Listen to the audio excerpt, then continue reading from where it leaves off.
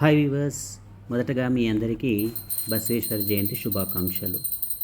ఈరోజు మేము మా ఇంట్లో బసవేశ్వర జయంతి జరుపుకున్నాము. దాని సందర్భంగా మేము ఇక్కడ బసవేశ్వరునికి పూజ చేస్తున్నాము. ఈ బసవేశ్వరుని గురించి కొంత సమాచారం మీ ముందుంచుతాను. ఓం శ్రీ బసవలింగాయ నమః. బసవేశ్వరుడు హైందవ మతాన్ని సంస్కరించిన ప్రముఖులలో ఒకడు. ఇతడిని బసవన్న, బసవుడు అని, విశ్వగురు అని పిలుస్తారు.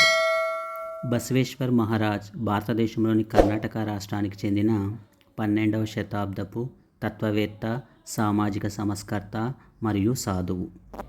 సమాజంలో కుల వ్యవస్థను, వర్ణభేదాలను, లింగ వివక్షతను సమూలంగా వ్యతిరేకించిన అభ్యుదయవాది.